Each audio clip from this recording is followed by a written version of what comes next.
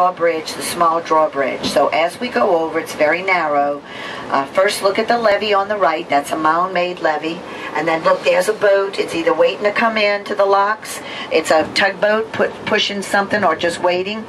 And then to the left we'll see when we cross this area, we'll see if there's anything in the locks over here on your left. You can get a shot through here. No, look, it's open. They must probably just raising or lowering the water on the other, so that to bring that tugboat in. And now look at the damage on your right. This is over this levee. Look at that house, and that's how they had so many of that look like that. They've been torn down, a lot of them. Used to have squares in the roofs that people cut to go on top of their roof because the water on this side was huge. This is the lower ninth that we're crossing into now. The area to your right is a neighborhood called Holy Cross, and it takes the name because there was a wonderful, wonderful school. In fact, my husband went there. That totally. Tell them that. Oh, what? That's the house. Tell them that's. Oh, that's your house that you're working on right there. You did. We did the beige one. Yeah. Oh, that's a house. Oh, gosh, that's fabulous. They did that house. I didn't know that. Yeah. Cool is right. Now look to the, oh shoot, to the right back there is Holy Cross. You can't see it, but I'm going to show you the new school. Holy Cross was the anchor for this neighborhood. And it was a school for boys, it still is, but they moved over into Gentilly, and I'm going to show you the new school. But this is about what they have. Look at this on the right. One of these fried chicken places, not much. We're going to go up to that light, Tim, and that's going to be where we take our left at that light coming up. But you'll see a lot of abandoned, a lot of built businesses that have not been reopened along here, still closed up. And this, if we stayed, this would take us down into St. Bernard Parish and down into the Gulf. It's actually so interesting, I think, that in Louisiana, if you haven't heard this yet, we don't have counties, we have parishes. And a parish is the equivalent to a county or a township. And so we're still in Orleans Parish, but as we leave Orleans Parish, we go into, if we go further down, we go into St. Bernard and Chalmette, and they suffered a lot of damage. And well, every neighborhood, it's not just this area, so we'll see a lot of areas that, suffered damage, and we'll make this left here.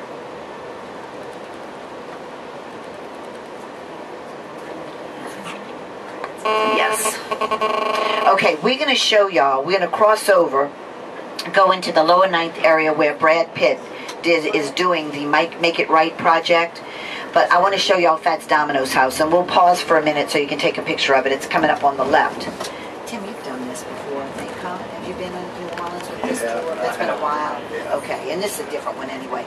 The little house on the left, Tim, we're going to pull up to the, we'll park it on the right for a minute so y'all can get a picture of this. He's got his name on it over here. Some of y'all might be too young to know Fats Domino.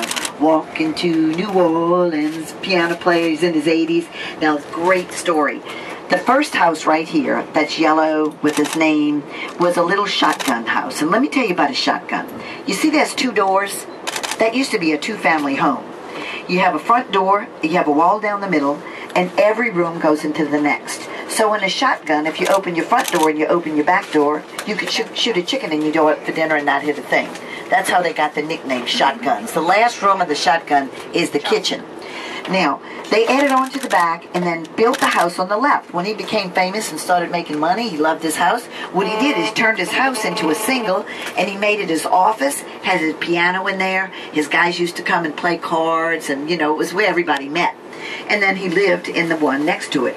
Tipitina's, the music company, started a nonprofit, did fundraisers, redid his house, got him his piano back, got him his gold records back, but nobody's hardly back. And there's no grocery or no hospital, and he can't live on his own, so he's living with his daughter. And he's living across the river on the West Bank. Now, I want to show you, as we pull off, look at the house next to it. Not done, not opened up, terrible, growth, nobody's cut the bushes. The water went over the gutter lines here. That's how high it was. And this is the problem we're having. After 6 years, we have people still that have not done anything, have left and just abandoned their property.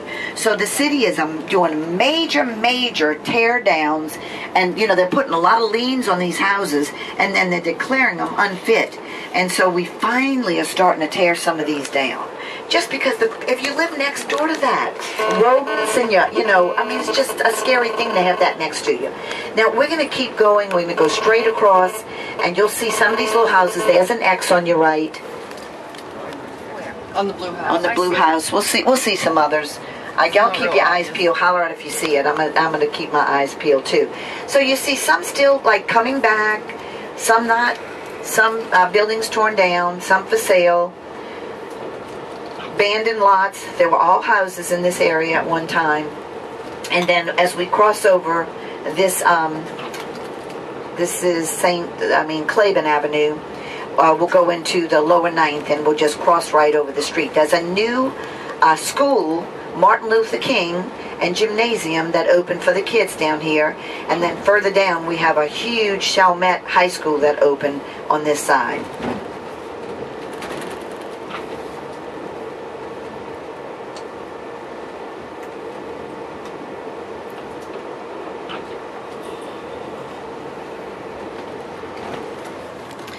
Crossing Claiborne, going over, and I'm going to take y'all up and we'll come back down a little bit. This area was a very, very hard hit area. When you hear of the lower 9th, this side over to the left is the area that the canal had an overtopping, and then they had a breach and they had to repair the whole section, which I'll show you, which is interesting. The wall goes all the way straight down to a levee, which used to be a bayou. But the bayou was closed, and I will go up a couple of blocks and we'll take a left and go back, Tim. And they closed up the bayou because off to the right, too, there's a big waterway that's also been closed called the Mississippi River Gulf Outlet that was man-made, and it got wider and eroded over the years, and the water blew into the Mystico, blew into the waterway in front of us, and then went into the canal and broke the canal. So at one time, this was a thriving little neighborhood. So everything you see here did have a house. After the storm, this was like, if you saw this, you would have thought we had a Third World War. Everything was black and white. There was no color. The houses were pushed in the street. They had cars on top of roofs. Some of them completely crashed down. And slowly but surely, the neighborhood is trying so hard to come back. So the Brad Pitt Foundation, the Make It Right Foundation, when he came to film the movie Benjamin Buttons, he fell in love with the city of New Orleans. And he said that he wanted to do something to help these people come back. So he started this foundation, and he agreed to build 150 homes. If you owned one of these lots, and you came forward and said, "This is where I live, and I own this property," they would build a house for you. And this was going to be our left here. They built a green, sustainable housing. And so when you see the houses, they're very unusual. They're not typically New Orleans little style houses. They're very modern, very contemporary. Yeah, we're going to go left, yeah. Where are you going? We're going to go over to Tennessee Street. Can we go down another? That's the tree. Okay, we'll go up a little further then. Let's go. Okay. Find it. Yeah, we'll find one that's open a little bit more for you. Volunteers are coming out here. I've brought a lot of people just to cut the lots. They're volunteering to come out here. And some of these houses that you see, they're not torn down because people still hope to keep them. Let's look down this one and see if it goes through. No, it doesn't, does it? It goes quite a way. Yeah, let's try this one. Yeah, this is like a maze when we come through here. Every time I come, it's a little different. I mean, look at this house on the right. You'll see some of them were brick, like this one on the left. And this is typical when we started building newer style on a slab, and on the older style raised like that. Mm-hmm. Raised, and we used to run our plumbing underneath our houses because in New Orleans we don't get a whole lot of cold weather. So typically your plumbing was under your house. Now, trailers like this, now I'm not sure if this is one of the trailers that they're still living in while they're working their house, but if you applied for a trailer, you got to hook one up to your plumbing, to your water, and you could live in it while you're doing it. But now they're taking, unless you get a special application, they're saying no, FEMA trailers. FEMA trailers are all being picked up. Tim, hopefully we get under that one, go slowly. Yeah, all right. Okay. Look at this house. Here. Yeah. No, the one Right here. Past it. past Right it. here. Oh, look at this one. Yeah. I mean, I'm gonna sit back so you can get that. There's an X on it. Yeah, there is an Right there. On that house in the front and the window on the left. There was an X on the left hand. Oh yeah, on the window, the boarded window. You know, the hard thing about this neighborhood is that a lot of these homes were passed down generational. And so they didn't have any formal transfer of the house in the city hall. So, you know, the grandmother left it to the son left it to his son, and trying to show ownership to get that road home money and then get your insurance money. And plus, then everything you had was underwater if you didn't take your papers with you. And then City Hall lost a lot of its records. So it was just, it was one of those catch-22s. It just threw people. People now that road home was so slow in giving money, and in the beginning they weren't given enough money to make it available for people really to come back, that they actually are giving still after 6 years, are still giving money out, trying to give money to get people back and give them a chance to get back. Now typically these are New Orleans styles. These smaller ones raised like this a little bit. Well, we're going to go show you is going to be something very different. Now, and they are, you know, this is not a floodplain. It's just that levee broke. So since this, we'll definitely have to take a left, and then we'll take a right to go to Tennessee Street. Right, yeah. There's an X on this one. Look out on the green one. On the front. On the front.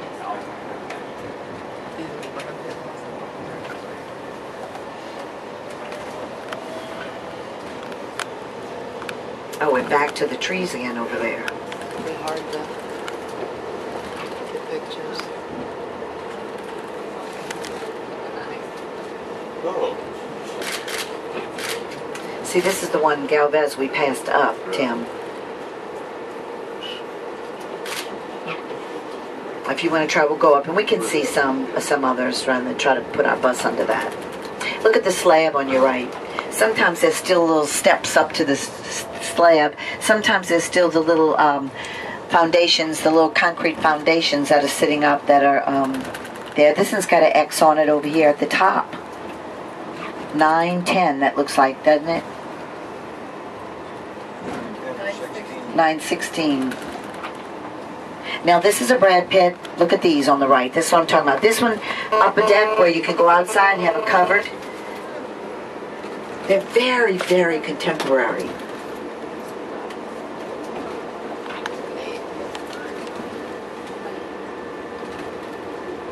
We have about 70 of them, I'm told, now that are complete, with maybe, you know, with 150 that are proposed to be built. And you know the prices, they set a price. Can we make it there? Can we make a right there? Because I want to take you over to Tennessee Street.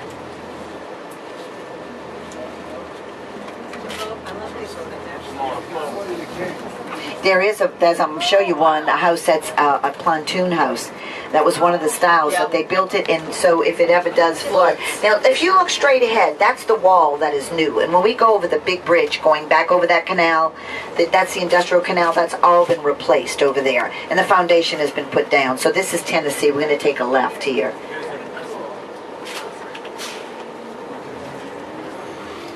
That's our friends, huh? All three of them. Yep, well, they're following each other. We're going to go out and go a different way. Because we're special. We're special. Look to the right. This was the first one completed over here. Look, let's wave to him.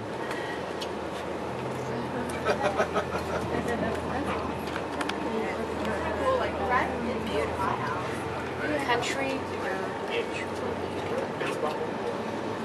These are really cool houses. Aren't they cool? And look, they all have like the solar panels on them. Yeah. Party decks. Party decks. This little house on the yellow one right here. This. Look to your right. Next to that one, the one that's not contemporary. Miss Gertrude. She was the first one back. Somebody, you know, church group built that for her. Yeah, she's a retired librarian. And you know what? When the beginning, she would sit out on that deck. Well, it's, you know, not good weather today, but she was just to sit and wave to everybody. Now, as we know, the pontoon's coming up in this block. The blue one. See this red one? Look to your right. See this blue trim? Yeah. Now look on the side of it, and you can see it's on pontoons and it's stabilized. It's a pontoon boathouse. And now when we take a right here and go over the bridge, look to the left. On the green grassy area, that is a replica of a house that it was, you know, abandoned. And the post showed the water as it went up. And the top of the post is the highest the water line was here. Those blue posts. Over there on your left. That's art, and it's so to represent the lower ninth. Now this is another drawbridge, but you can see this one's much higher. Where we're going over this one, and you'll get a good view of all the painted. Really, when you can see to the right, you'll see the wall that was replaced and the houses that have come back over to the right. Really good view of all those contemporary style make it right houses. I love this view.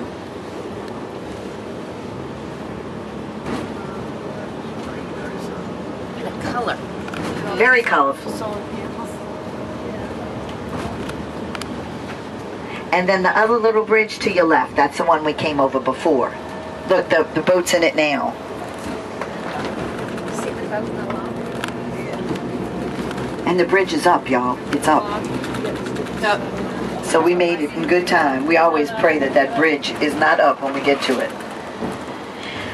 Okay, so cross over. When you cross over the industrial canal, we leave the lower ninth, and now we're in the upper ninth. And this will take us, Tim, we're just going to keep going straight. We're going to go all the way back to Esplanade. And Esplanade, I'll let you know, it's quite a ways, and that'll take us through some old faubourgs, and that'll take us over to the cemetery, and we'll pause by the cemetery just to let you take some pictures out the window, and I'll tell you quickly. I'll tell you when we get there a little bit more about it. But first of all, any questions right now? There's a lot of talking going that way. Anybody want to ask me anything? Okay. What I do want to tell you is I was talking about Creole and Cajun. I want to give you those two definitions. When I started doing tours, I was taught, and I say, y'all, I was a mere child when I started doing this in 1986. I can't believe it. I love this. It's my home, and I love doing this. I mean, I'm so glad. Can you imagine? You lose your city, you lose your job, and then when people started coming back, it was heart-wrenching to do those Katrina tours. I told my husband I'd get on the bus and I'd do them, and I'd go home and I'd cry all day. He said, Jill, you can't do this. But it was therapeutic, actually. The first time that I came down here and I saw people like you coming, we had groups helping from all over the world that came to help us. I mean, it was the people that got us back. It wasn't the government. It took the government and the insurance companies a long time to get it together. But people just came and volunteered right away because it was just such a horrendous thing that happened to us. And I got to say this, that this was a man-made disaster. I want to make sure we pass that on. It was not the hurricane because we thought we were protected. We thought our levees were strong enough. What happened was, I had never left before in my life for a hurricane. It's not like I'm foolish. We watch the storm, we board up our windows, we get water, we get food. You know you're going to lose electricity. You get a radio because you're going to keep contact with radio.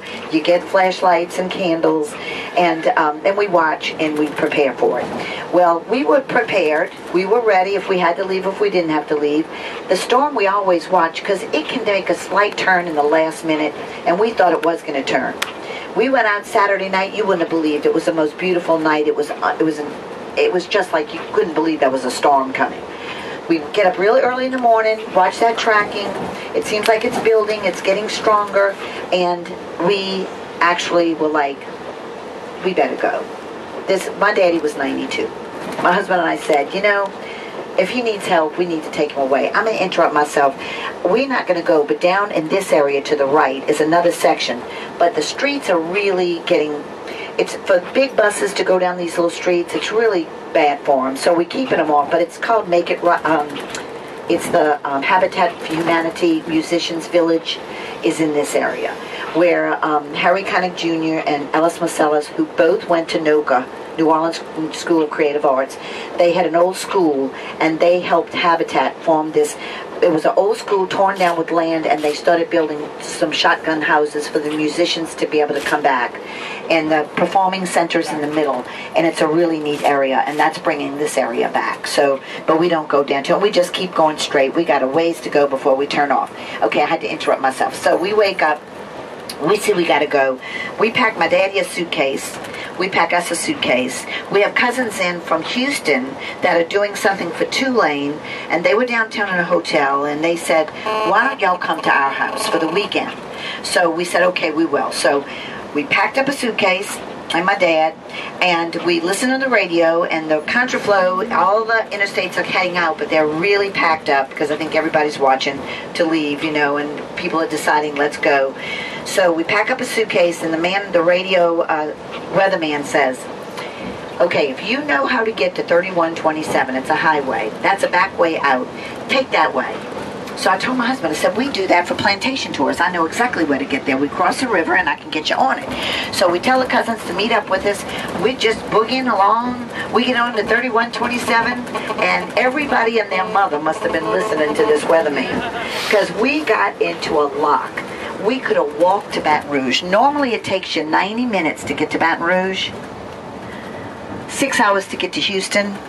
9.5 hours later, we were in Baton Rouge. Wow. 9.5 hours to get to Baton Rouge. So thank goodness they had a daughter that lived there, the cousins, so we all slept there. We spent the night, we woke up, we watching, we can't watch because their televisions went down too, but we heard that the storm passed New Orleans and we were fine. So we were going to go back the next day. It was coming through Baton Rouge, and so that afternoon a gentleman comes over that lives in their neighborhood and has a headset on and says, we just got a news bulletin that the levees are breaking in New Orleans. And we said, levees, now I have to tell you, down in St. Bernard, they've had problems. They've flooded before with some other storms, and we're thinking St. Bernard. He said, do you know where the 17th Street Canal is? I said, yeah, it's right by my house. He said, well, there's a break in that canal. I said, you're kidding. And he said, no, we don't see any pictures. And we don't have any imagination of what's happening. But there's 7 major breaks, a lot of other smaller overtoppings. But what happened was the storm passed, and we were fine. We didn't get the rain. We got more rain last night than we got for the storm. But the wind, when it came back around, it's like this, the hurricane. When it came back around, it blew the water from the lake into our drainage canals. And those canals, which we thought were strong, were not strong enough to hold the water. And it's steel that goes down in the ground. It didn't go down far enough. And we found out 8 months later that they had been eroding under there for years, seeping into people's neighborhoods that had been complaining. The Corps of Engineers was saying it was the Sewage and Water Board. Sewage and Water Board said it's not our pipes. And so nobody took everybody passed it off to somebody else. And so when the water came into the canals, these concrete walls that you're going to see that were sitting on this steel, once they got a little crack from the pressure, it's like taking your finger out of a dike. Those concrete plats started cracking and going down, and the water started coming in. And then when they went down, there was nothing we could do to stop them until we got sea level with Lake Pontchartrain. It was the lake that came in through the drainage canals that got into the city. Once our canals were broken, the water was in, we had to fix these canals before we could pump the water back out. So that's why we sat for over 3.5 weeks with water. And it was salt water. The lake is brackish. It's a combination of fresh water and salt water. So you can imagine, in my house, I had a new house 9 years old. I'm 3 feet up. I never flood. I had